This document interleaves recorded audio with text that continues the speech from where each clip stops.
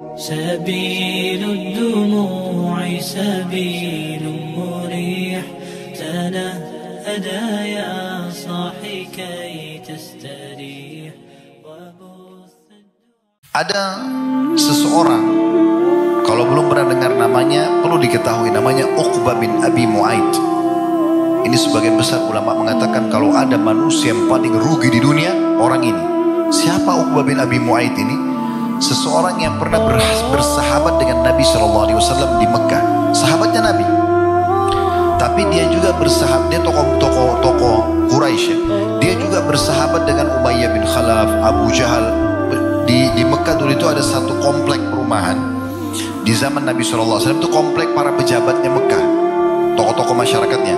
Nabi SAW tinggal di situ karena rumah yang paling besar itu rumahnya Khadijah radhiyallahu anha. Beliau pengusaha Mekah kan, Nabi menikah maka Nabi tinggal di situ. Tetangganya Nabi itu semua Abu Jahal, Abu Lahab gitu kan, termasuk Uqbah bin Abi Mu'aid ini. Maka Nabi SAW pernah diundang oleh Uqbah bin Abi Mu'aid untuk makan siang. Nabi SAW datang setelah beliau jadi Nabi gitu. Sebelum makan, Nabi SAW bilang, wahai Uqbah, waktu dia bilang silakan makan hai Muhammad, kata Nabi SAW, wahai Uqbah, saya berharap kebaikan untukmu. Saya akan makan makananmu ini kalau kau syahadat, kau masuk Islam. Maka dia bilang, sudahlah Muhammad, ini undangan makan. Kata Nabi SAW, itu permintaan seorang sahabat pada sahabatnya, saya ingin kebaikan untukmu. Maka Uqbah bin Abi Mu'aid syahadat, syahadu la ilaha illallah syahadu Rasulullah. Maka Nabi SAW senang, ini tokoh Mekah. Makanlah Nabi SAW sama dia. Rupanya Uqbah ini punya persahabatan sama Umayyah bin Khalaf. Ini Ubay bin Khalaf. Ubay bin Khalaf ini teman-teman perlu tahu, inilah satu-satunya orang yang Nabi bunuh. Nabi itu tidak pernah bunuh orang. Itu pun bukan bunuh secara langsung ya. Kalau pernah dengar sabda Nabi SAW, sungguh murka Allah memuncak pada seseorang yang dibunuh oleh nabinya. Satu-satunya yang terbunuh di tangan Nabi itu ini, namanya Ubay bin Khalaf. Dia dulu di Mekah, saya sedikit tambahkan kisah ini dulu. Ubay bin Khalaf ini di Mekah selalu lihatkan kudanya pada Nabi. Lalu dia bilang, hai Muhammad, satu waktu nanti saya akan bunuh kau dengan kuda ini. Maka kata Nabi SAW, insya Allah saya akan membunuhmu nanti. Sudah selesai di Mekah itu. Pas terjadi perang Uhud, di perang Uhud Ubay bin Khalaf ikut. Dan waktu muslimin terpukul mundur ke gunung Uhud karena 43 pemanah Nabi terbunuh ya, kemudian 50 pemanah Nabi terbunuh, 43 di kancah peperangan, 7-nya di atas gunung pemanah. Ini kisahnya panjang tapi jelas terbunuh, pasukan muslim terpukul mundur. Maka pada saat itu Ubay bin Khalaf ini yang teriak-teriak pada pasukan Quraisy, ayo kita habisin muslimin, bunuh saja mereka. Maka Nabi SAW bilang kepada Ali radhiyallahu anhu, berikan kepada saya sebuah lembing, tombak kecil gitu. Maka kata Ali, maka Nabi SAW mundur, kemudian melempar ke arah Ubay bin Khalaf. Nah Ubay bin Khalaf ini teman-teman dari kepala sampai kaki semuanya besi. Yang ada celah itu cuma di lehernya dia, penyambung pepisah antara topi besi yang dia pakai dengan baju besinya. Itu ada cedak kecil sekali. Itu yang bisa ditebas kalau mau dibunuh dia. Selebihnya semua besi, nggak mungkin bisa. Dengan bola matanya saja. Maka Nabi SAW melempar lembing itu, subhanallah, kena dan menggores ya sedikit bagian leher yang terbuka itu. Kata Ali radhiyallahu anhu, Nabi SAW mundur dan melempar lembing tersebut saking kuatnya sampai kami semua terpental. Lalu kemudian jatuhlah Ubay ibn Khalaf ini. Begitu dia jatuh, dia mengatakan, sungguh Muhammad telah membunuhku. Orang-orang sekitarnya datang, kemudian melihat, gak ada apa-apa, cuma luka sedikit. Dia bilang, kalau Muhammad meludahi saya sekarang mungkin saya akan mati. Ringkas cerita, dia pulang ke Mekah, subhanallah betul-betul dia sakit gara-gara sobekan kecil itu. Dan membusuk, akhirnya dia meninggal gara-gara itu. Lalu kata Nabi SAW, sungguh murka Allah memuncak dengan seseorang yang telah dibunuh oleh nabinya. Nah ini satu-satunya orang yang Nabi bunuh nih, Ubay bin Khalaf. Itu pun bunuhnya bukan secara langsung, tapi tadi seperti saya ceritakan. Nah Ubay bin Khalaf ini, kita kembali ke kisah kita tadi, bersahabat sama Uqbah bin Abi Mu'aid. Maka waktu dia dengar Uqbah syahadat, dia bilang, hai Uqbah, kau sudah masuk ke agama Muhammad? Dia bilang, dia sahabat saya, dia ajak saya, katanya kebaikan. Kata Ubay bin Khalaf ini kebetulan dia punya persahabatan juga sama Uqbah dan dia punya bisnis besar sama Uqbah ini. Maka dia bilang, kalau seandainya kau tidak keluar dari agama Muhammad, saya putuskan persahabatan dan saya putuskan juga bisnis kita. Maka kata dia, baiklah, saya akan kufur.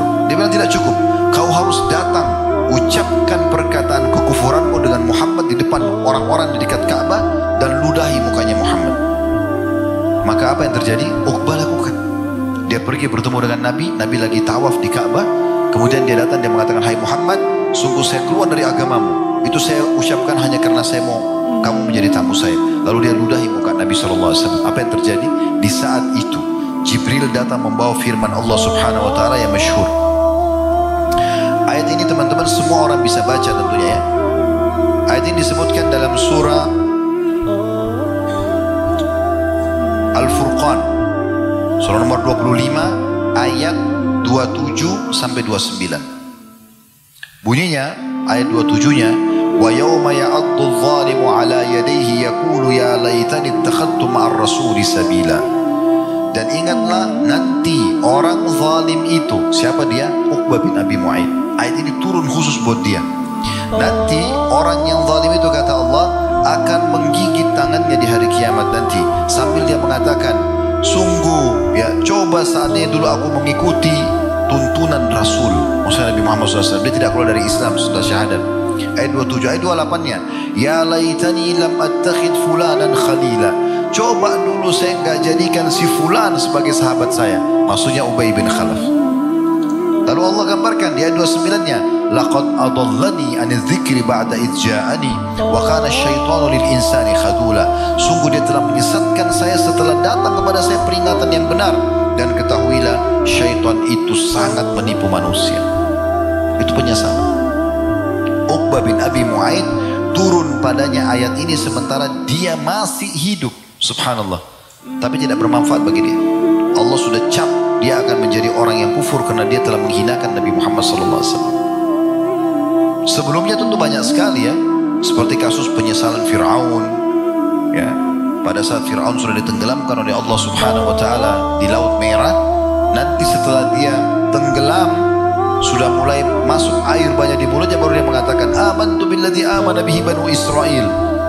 Saya telah beriman kepada Tuhan yang telah diimani oleh Bani Israel. Allah gambarkan dalam Al-Quran itu ya. Dalam surah Yunus, surah nomor 10. Itu Allah gambarkan tentang bagaimana keadaan Fir'aun. Di ayat 90-nya sampai 92. "Wajawazna bi Bani Israel al-bahra fa'atbahum Fir'aunu wujunudu wa bagyan wa adwa."